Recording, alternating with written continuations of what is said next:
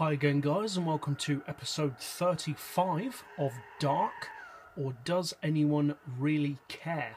The review series where we are featuring certain cars which seem to be underappreciated and underloved by the majority of players.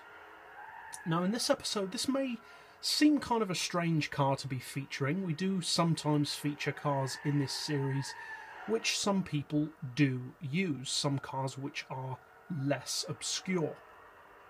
But these cars are still underappreciated by many people. These are cars which you don't see around that much, and more than just not being seen, because there are certain cars which there's good reason why you never see them, because they're not very good. But these cars are rarely used, but are deserving of being used, and in this episode this car certainly is in that category. It's one of my personal favourite cars on GT6. It's the Jaguar XK, and this is just the standard lowest level XK Coupe. It's called the luxury version. It's not the R, it's not the S, it's just the standard XK. You have about 300 horsepower to begin with. It's a 113,000 credit car, which, considering the car's status and considering the price of its rivals such as Aston Martin models, it's actually pretty well priced. And this in particular is actually the cheapest XK model, both of the new and older generation. Out of all of the XKs, this is the cheapest one in the game at 113,000 credits, which also makes it significantly cheaper than its main rival on the game, which is the Aston Martin DB9. So why am I featuring this particular model? Why not the XKR? Why not the XKRS? Well, the reason why is because people do use those cars. Plenty of people use the XKRS because you win it in career mode, and people use the XKR because everybody knows about the XKR. It's the high performance model. But this version, it's only got 300 horsepower, and at the end of the day 113 grand is quite a lot for a car that only has the power of a Nissan 370Z, or less power than a 370Z, which you can buy for far less money. So is this car worth that money, and why am I featuring this particular model? Well, the reason why I'm featuring this particular one is because it is my strong belief that this particular XK is the best XK model in the game. Now, it is not the fastest XK in a straight line, and it's not necessarily the quickest around the track, but I will say that it is the most user-friendly XK in the game, has the best handling overall, and I would say it's actually the most fun to drive. And personally, obviously this last one is purely opinion, I personally think that this is also the best looking XK in the game.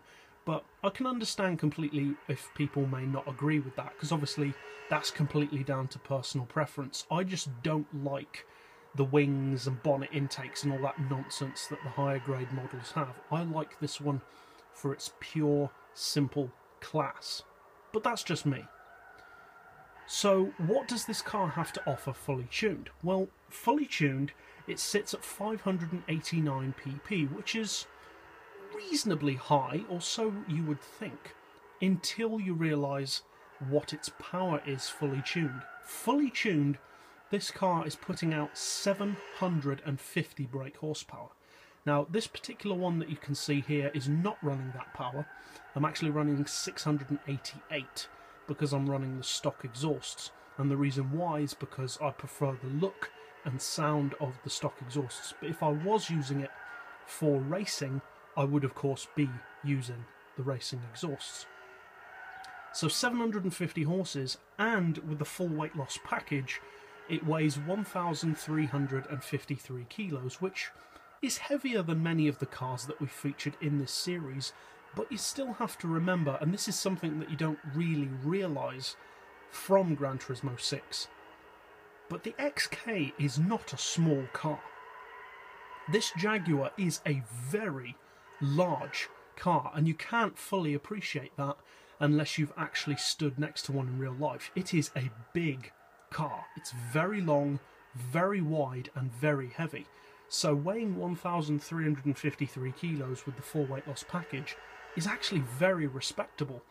Combine that with 750 horsepower fully tuned, and a PP of 589 actually starts to sound very reasonable. Many other cars with that kind of power and weight would have a much higher PP, usually over 600. And this car probably, to be honest, is not competitive were it to be over 600. But for 589, or if you down tune it to say 550 or 575, it is very competitive. This is a 260 plus mile per hour vehicle with excellent handling, excellent brakes, and it's just really fun to drive.